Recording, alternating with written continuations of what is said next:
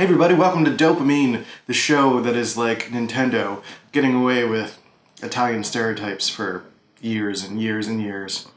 Today I wanted to talk a little bit about Myers-Briggs, more specifically INTPs. I'm not really going to go into the specifics of Myers-Briggs itself and like what it is and how it was formed and all those things. I'm not really here for like factual, informational situations like that. That's not how I roll. What I'm going to talk about is INTPs give you a little bit of information as to what an INTP is, how that relates to me and my life. And if you're an INTP, this could help you sort of define a little bit of who you are. And if you live with an INTP or married to one, have a child, INTP, there are a lot of misconceptions that can maybe help you define that INTP a little bit more clearly, so you can understand them and learn who they are, and maybe be a little bit more forgiving about who they are and how they approach the world. So let's do it. Drums, please.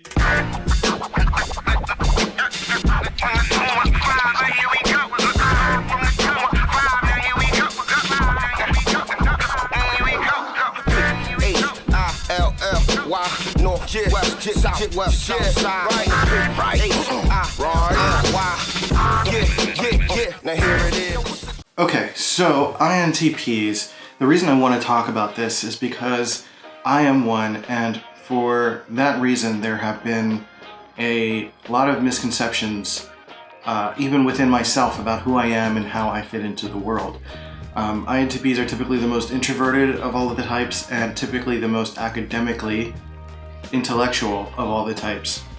We have a lot of really good rationality and introverted thinking abilities that allow us to really navigate debates really well, don't mess with us, and really kind of have a strong stream of consciousness. And the reason I kind of say a lot of ums and ahs and I'm not afraid to share it is because I'm trying to work on my stream of consciousness. I'm not very good at formulating my concepts into words in the moment. I need time to think about it. So I come to you after I've had some time this morning to think about what I want to talk about. So INTPs, and the reason that relates to this topic and mindset and mental health is because I think there are a lot of things I've been learning about myself the past few months.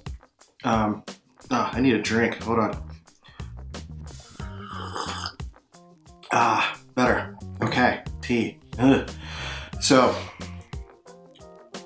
over the past few months, I've been learning a little bit more about myself. I've been diving into more of my mental health journey, learning more about what makes me tick. And while I know that there are going to be people in the comments saying Myers-Briggs is bullshit, I'm going to say that it doesn't matter because I use Myers-Briggs as a framework to learn a little bit about myself. I'm not using it as the end-all be-all information about myself. I'm using it as a means to poke into my psyche and learn more about myself. The way that somebody might look at tarot cards as a means to kind of stimulate their conscience and give them, or their consciousness, either, whatever, to sort of stimulate some sort of thinking, and it's the same as asking questions. You ask someone a question to kind of find out where they're at, and that's kind of what I've been doing with Myers-Briggs. I went through a divorce at the end of last year and been kind of reclaiming myself in a lot of ways, and I'm learning a lot of things about myself pre-divorce and post-divorce, and what those differences are, because I feel like more my natural self now versus how I was then. So that's a really big difference, and maybe I'll go into that on some other episode. And the point is that these first few YouTube shows are going to be about me and letting you guys get to know me as a person, because that really defines how I speak about topics. And so let's go into INTP a little bit. So INTP is a type that I'm just going to break down kind of like the letters. So INTP, if you don't know the basics of Myers-Briggs, like go back and go into another channel, learn that, and then kind of come back a little bit. But I'll kind of try to break down the generalities as much as I can. INTP, I versus E, introverted. So I'm an introvert. Introvert versus extrovert means how you gather your energy, essentially. So I need time to myself to think about topics and ideas and people and situations so that I can make judgments and learn about things. I found that one major thing about my introverted thinking is that introverted thinking is my main sense of judging. So if I am judging outwardly, meaning if I'm listening to someone talk and I'm immediately making a judgment, it's more likely going to come out negative. But if I take the time to ask a question, I will be able to take those answers, accumulate all the information, work through all of that information, and then from there I'll be able to discern how a thought about that, a judgment that makes a little bit more rational sense and is not steeped in emotion, because INTPs are not very good with emotions, and we'll cover that a little bit later. But introvert versus extrovert means how you gather your energy. There are some introverts that like people, and there's some extroverts that don't like people. So it's not necessarily if you do or do not like people or prefer to be inside versus outside. It's about how you want to spend your time. Because INTPs are the most introverted, but they are typically one of the most introverted and one of the more rare types, but also we don't necessarily want to be alone. We have some emotional aspects to us that we kind of like being around people, but we don't want to interact with people, which is kind of an interesting, interesting, almost paradox there. You know, for instance, like an INTP will enjoy being at Starbucks around people with their headphones on, but maybe are dreading the idea of someone tapping on their shoulder and asking them a question, or trying to engage in some random conversation or meaningless conversation. We will definitely avoid large crowds whenever possible, and will take the time to, we do like to be out and about with people, but our time is limited. It's like the clock is ticking as soon as we're outside. So to move on to the next letter, which is N. N versus S. N stands for intuition, which is extroverted intuition. And I'll go into the cognitive functions after this, but N is intuitive versus S, which is observing. Intuitive versus observing is, intuitive is more like abstract thought and more thinking in the grander scheme of things in a lot of ways. Like you can see it as like big picture. Really depends on the cognitive function and how that's deployed, but for the most part it's more of abstract thought versus observing, which is a sensing function. And again, depending on whether that sensing is introverted or extroverted, it will define how you look at the present world. So S types are more likely to look at what is versus what could be, and N types are more of like what could be. So N types in an INTP are a little bit more in the abstract. We work through logical ideas and rationality through exploration. Albert Einstein is a really great example of this, because people would see him as a genius and an intellectual person, but he was only able to subvert expectations of science by exploring and playing with new ideas. And that is that the N type there is responsible for that.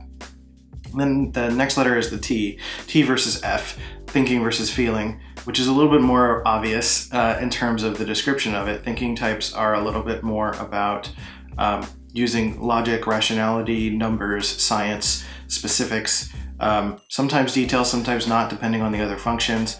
But, and again, it depends on the introvert versus extrovert and where that falls in your cognitive stack, which is stuff I'll go into shortly. But for me, introverted thinking is my dominant function, and it's what I do best. A good example of this is the other day, I think it was yesterday, my girlfriend and I, who is an ENFP, she was kind of following me through the store, and I made sure, a habit that I have is that if I feel like someone's looking over my shoulder, which I think is an INTP thing also, looking over my shoulder or following me, we feel we get a little bit jumbled, because our process is so internal that if we're trying to explain it externally or have someone watch us and we need to explain something, we can get a little bit jumbled if we haven't thought about how to explain it to someone. So, for example, we were going through the grocery store and I had in my head how I was going to navigate the store and how I was going to go through it. She had to pick up a prescription, and I told her, like, okay, I'm going to go do my thing. I'll meet you at this section. She got done a little bit sooner, found me at an earlier part of the store, and I got a little bit thrown off track. And I just told her, and she's very understanding, and she understands how I think. So I told her, I was like, okay, we're just going to work through this. Just follow me and keep up. Because if I was trying to explain out loud where I needed to go next, I would likely stumble or take too much time. Which is why, again, I say a lot of ums and ahs when I'm explaining something to you guys or talking, because having to take that introverted thinking and define it into an external thinking or an external way of explaining it to someone takes an extra layer of thought. Whereas if you were just in my head, it would be like instantaneous. You would get it and you'd be able to explain it really quickly. So I was navigating through the store and she kept up, which was great. She just kind of followed me through the store. I gathered everything I needed. I asked her questions when I needed to. And for the most part, we were in and out of the store in like 5 minutes. So that's a pretty good example of that. And she's more of a feeling type. So she works through her emotions and kind of naturally feels things. Feeling types are a little bit hard for me to understand. Feelings are a little bit difficult for INTPs to understand in general. We don't understand the logic of working through emotions. We do for ourselves, but we often do in a logical fashion. Like we have to use our introverted thinking to work through emotions. We have to ask ourselves questions. And what's been helpful for her actually is me asking her questions, because asking questions is a means for me to get more connected to her and understand her a little bit better. So, and another thing about the introverted thinking, which is the dominant function, is that sometimes if I'm excited about an idea or explaining something like I am now, it can seem like a run-on sentence. It just goes and goes. I go really fast and I talk a lot. And sometimes it can go in circles because of the end function. Everything's very abstract. So I'm working through ideas and working through that process. So it seems like one long paragraph, which is something I'm kind of thinking about. I'm thinking about how to deploy that in video form. Like it works in podcasting, which is why I started a podcast, Dopamine.life. And it's easier for someone to absorb someone just talking that way. But on video, people expect some sort of differentiation, some sort of different change. Like people move their hands a lot on YouTube videos and they're like, oh, I'm explaining something. I'm doing this. And like they'll cut to a different location or they'll do whatever.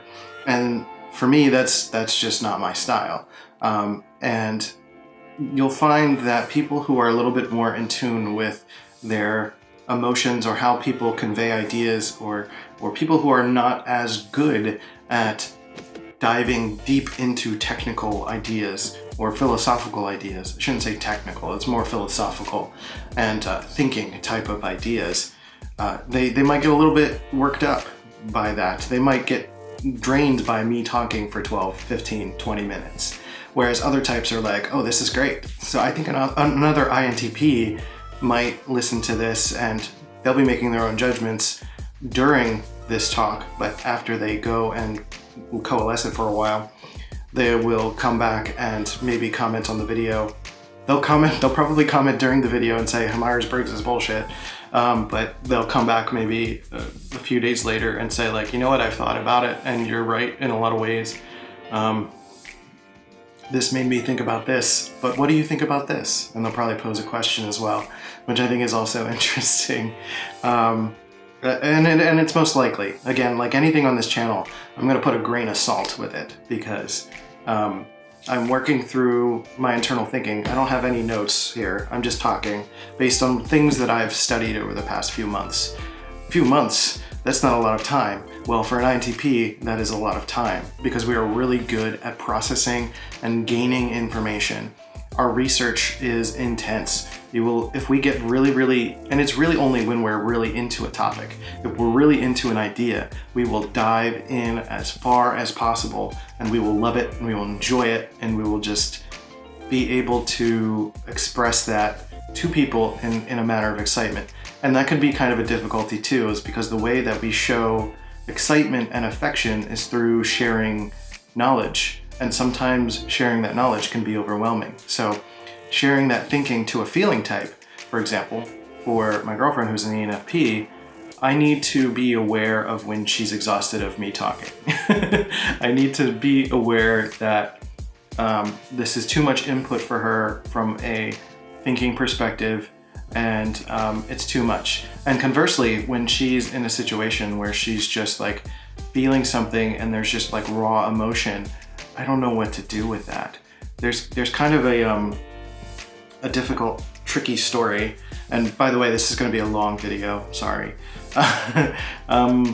This kind of like a tricky, morally ambiguous story that I hope will not paint your judgment of me, but I'm hoping that it'll be a means of like learning who I am. When I was about 5 or 6 years old, my older sister lived with us. She's a half sister, and we have different moms. And she was living with us for a little bit, and there was a time where she's about a year and a half older than me, so she was about 6 or 7, I think. Maybe a year, give or take a year. I don't remember the exact date or ages, but we were crowded around the dinner table, and my dad told everyone that her mom passed away. It was unfortunately a violent situation, and was something that was very, very difficult for anyone to process. There was a lot of crying. Everyone was really upset, and I remember standing there like not being sure how to react. I felt like I was not necessarily, I wasn't reacting, I was observing. I was looking at like how everyone was reacting and thinking like, am I supposed to be doing this too? Should I be crying also? Like, it wasn't that I wasn't aware that it was a sad situation, but the raw emotion aspect of it was something that I didn't connect with. I didn't understand why everyone was just like floods of tears, to the point where I was almost like nervously laughing a little bit, like under my breath. Like I was a kid and I was just like, I don't know what to do. I remember my mom looking at me and like, stop it. You know, I basically just did everything I could to just kind of stay away. Like I just didn't know how to handle it. So I kept to myself, and that's a good example of how INTPs, we avoid intense emotions because we don't know how to deal with it.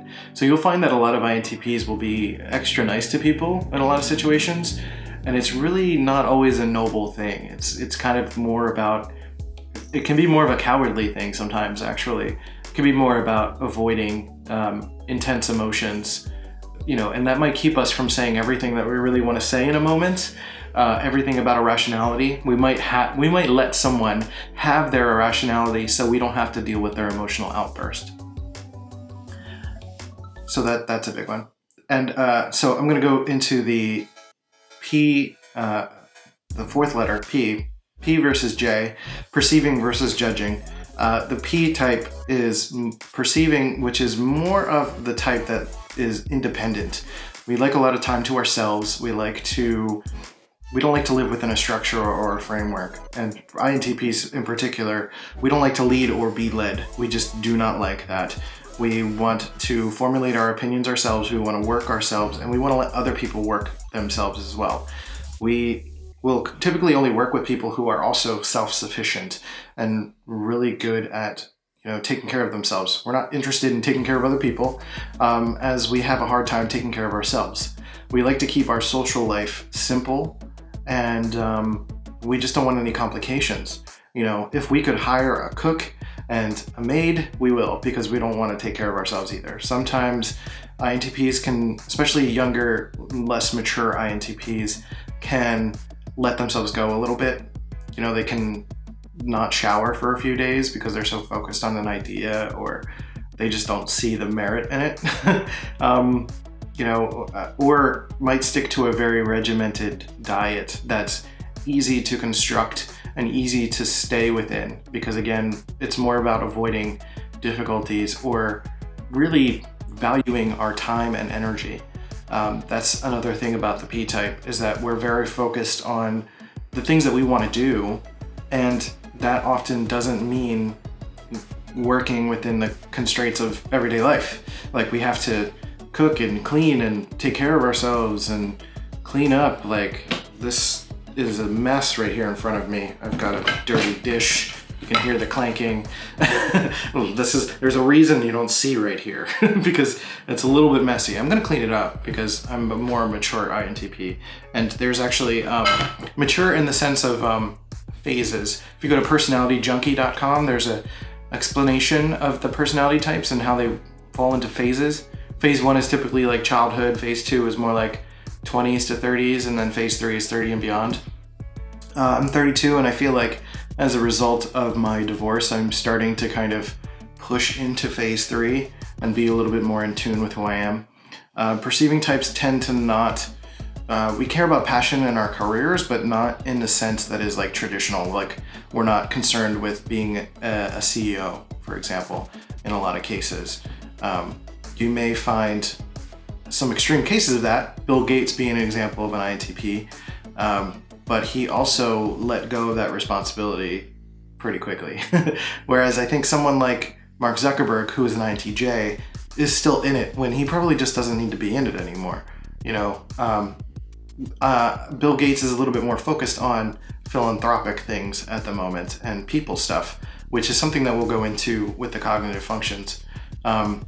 And I thought about making that a separate video, but let's just keep going, because I think if it gets to a half hour, which is like another 10 minutes, then maybe I'll cut it off. But I want to kind of continue this stream of consciousness, which is what I'm doing here. Which is why I do the podcast and why I do this. I like to just talk. And if I hold an idea and ruminate on it, I might. Another thing about INTPs is that we'll work through an idea in our heads and we may not do something with it. Meaning, we could do research on a topic and feel satisfied with what we know about it, and then not necessarily do something with it. Which is why I feel like it's important when I feel the drive to make this video, I need to sit here and do it. I need to get it done, or it's just not going to happen. I may work through the script in my head. I may write the video in my head. I may edit everything in my head and know the topic and know what I'm going to do start to finish. And if I work through that, I may feel satisfied enough to not actually do it. It's interesting, but that's pretty on point for who I am. So I'm going to go into the cognitive functions for INTPs a little bit, which are T, I, N, E, S, I, and F, E. And basically the first letter is the main function, which is thinking, and then the secondary letter, which is usually depicted as lowercase, is extroverted or introverted. So what's interesting about the Myers-Briggs stuff is that when you go into the cognitive functions, you start to learn a little bit more about why the perception of introvert versus extrovert is a little bit off. Where somebody's like, I like people, of course I'm an extrovert, but then they'll lose energy if they're with people for too long, because some of their other functions help define who they are and kind of give them a little bit more insight into why an ISFJ, for example, likes people a lot, but maybe is not so expressive about their inner world and still needs time to themselves. And I know that because my ex-wife is an ISFJ, most likely an ISFJ. And what was interesting in that relationship, just to touch on that quickly, is that she had a lot of introverted thinking and feeling, and they were fairly lower on her stack. She was not, her introverted feeling was fairly high, but I am not good at sensing feelings. So unless she was able to convey her feelings outward, there's no way I would know at all what she would be thinking. So she would go through feeling introverted feeling and then kind of go into introverted thinking and get kind of lost in that and not really convey to me what she was feeling, and that would we'd get into this stalemate basically where we're like in the same space but we're not talking, but in our heads there's like a million things going on.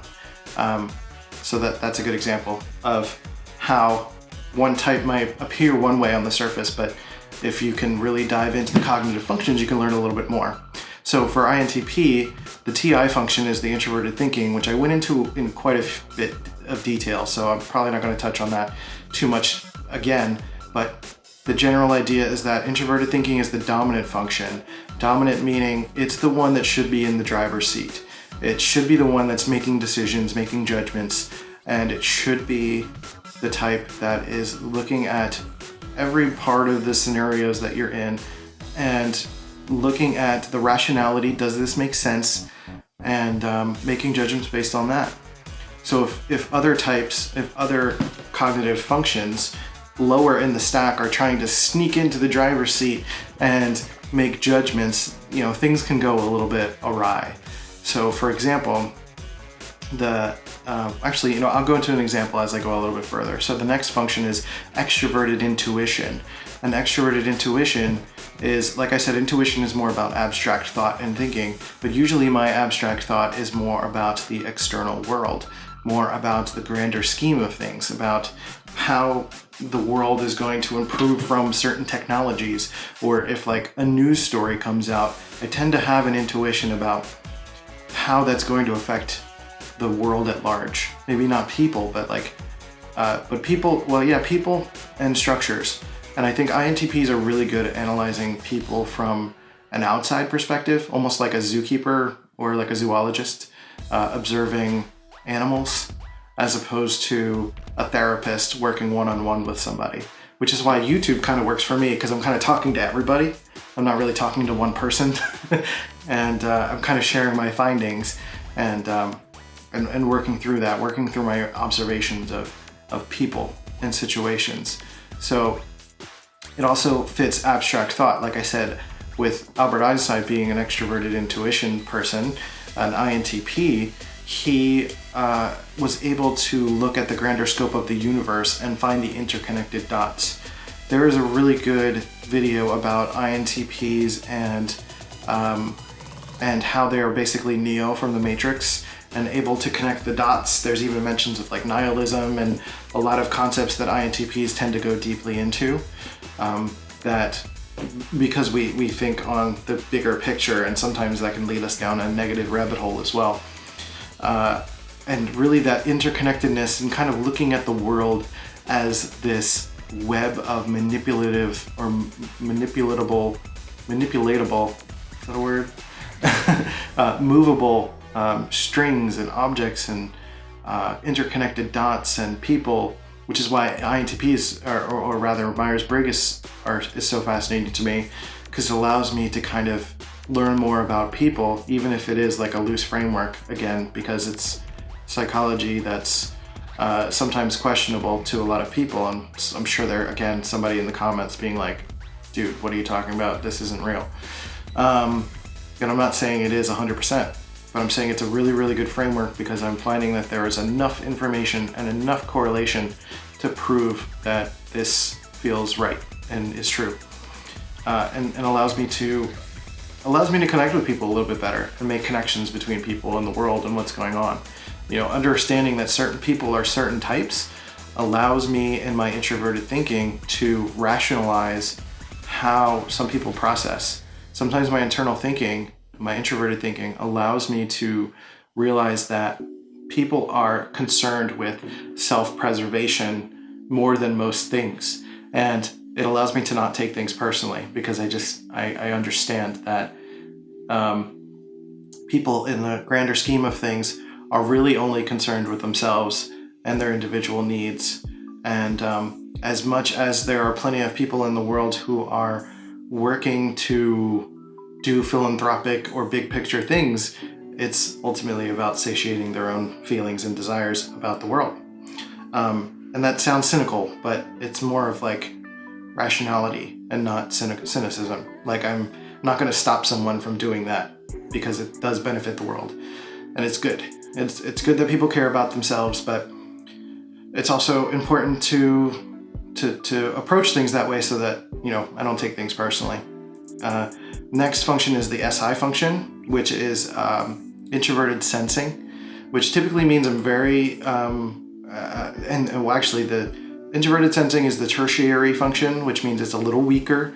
It's more of if you go to Personality Hacker on YouTube, they'll describe the car model, and the third function is more of the 10-year-old child in the back seat who really shouldn't be driving. The introverted sensing is the type that will analyze your own information about your past, about your personal experiences. The S type is typically, sensing is more typically about your personal experiences. SI specifically. SI is more about personal experiences.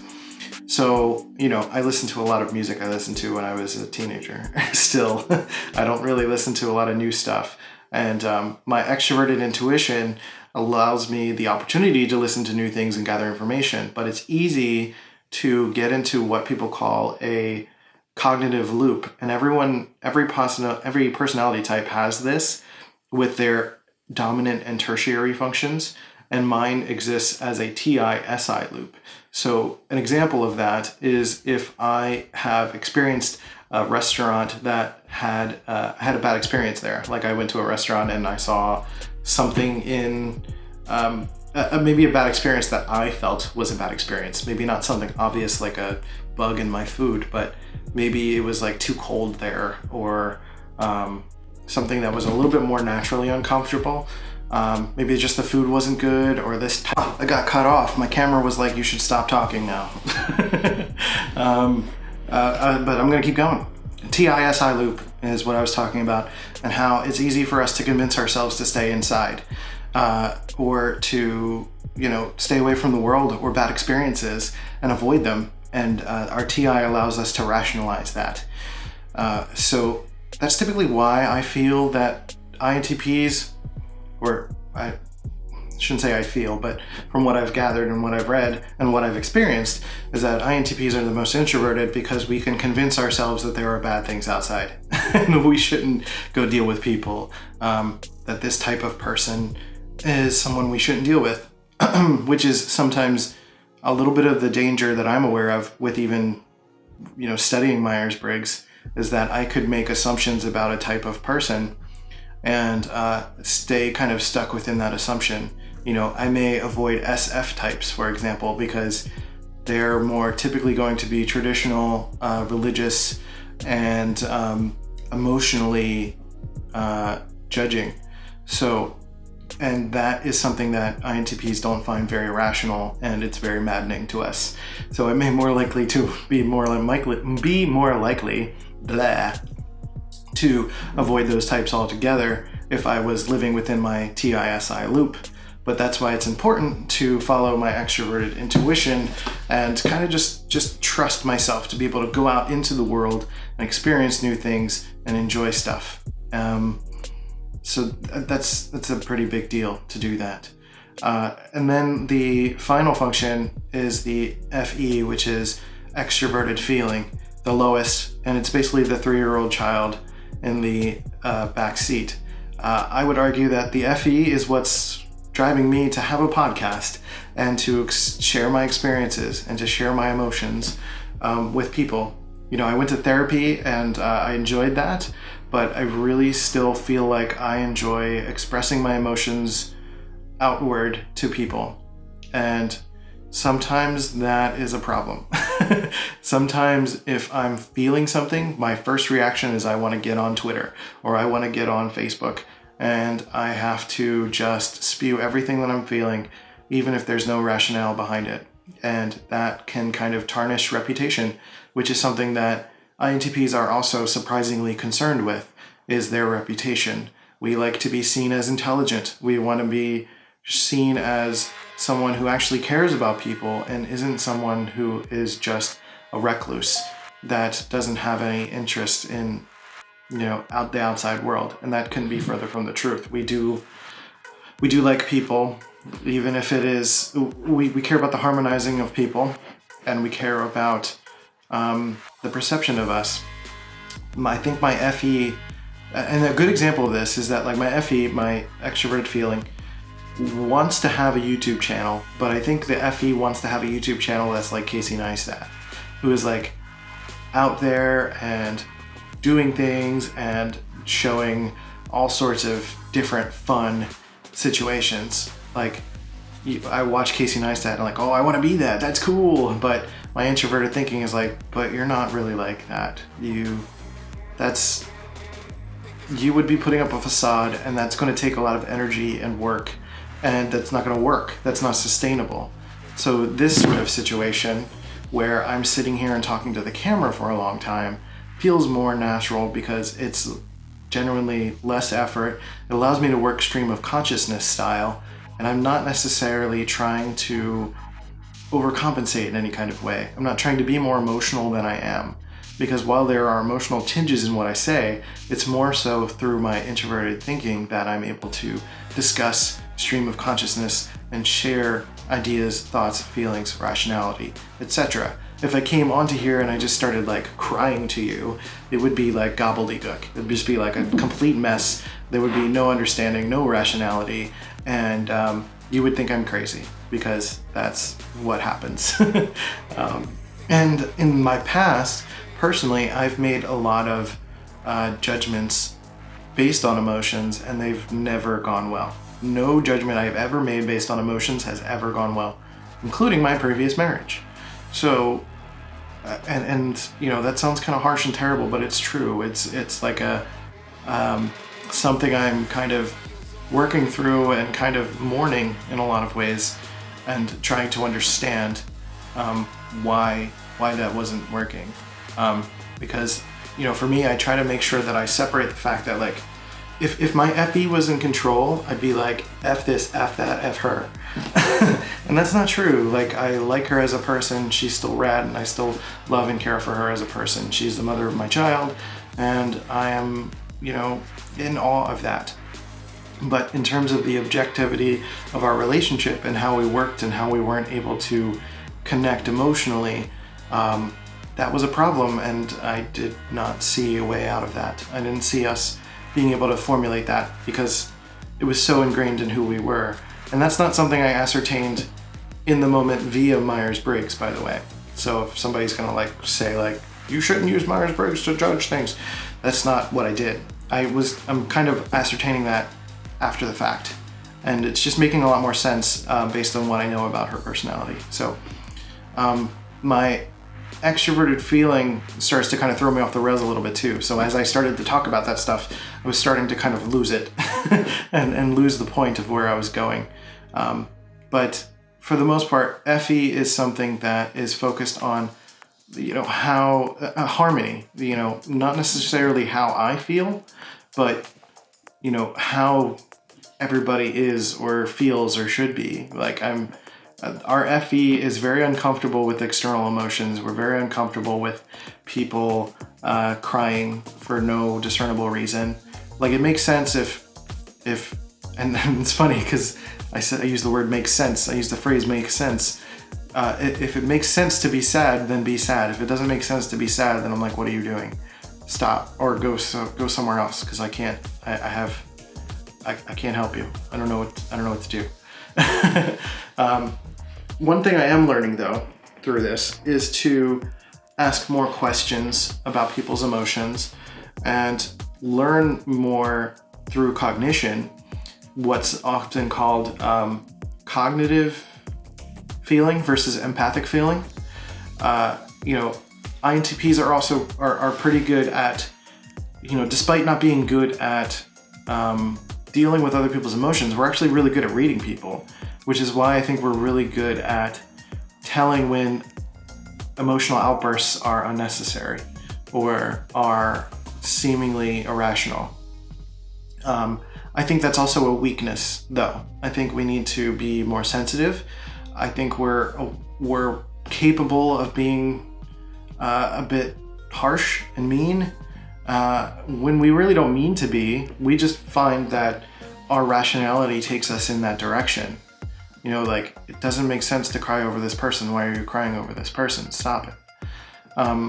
But instead, we should be asking more questions, specifically, like, what is it about this situation that is making you upset? what is it about this person? Asking more specific questions than that, of course, but that's something on its own. So I think that's a good place to wrap up. That was a good long time, a good 30 plus minute video. And some of these are going to be a little bit longer. I'm going to post this on the podcast too because it's a longer one. But hopefully this is something you found interesting. I've been thinking about how to kind of, like I mentioned before, like introverted thinking is kind of like a run-on sentence. And I'm sure for some people who aren't in tune or aren't able to pay attention for this long, they are going to have trouble. So I am down for some suggestions on how to break that up, but in a simple way. A lot of people will change locations. I'm probably not going to do that. I want something that will still foster my stream of consciousness and allow me to work through. Like, for instance, I mentioned Casey Neistat before, and something that always amazes me is his ability to string together a conscious thought in different locations. Like, it all comes off as one sentence, but it's through 3 different locations. And I can't do that, because if I were talking to you here and I decided to go take a drive and set up in an alley or something, I would forget what I was talking about. I'd have to review the words. I'd have to it would just take way too much time. And again, I value my time and energy. So, I've been playing with the idea of maybe I change color grading when I change topics, or I change lighting or something. I don't know. Something that doesn't require effort while I'm talking, but maybe something I can do post-production wise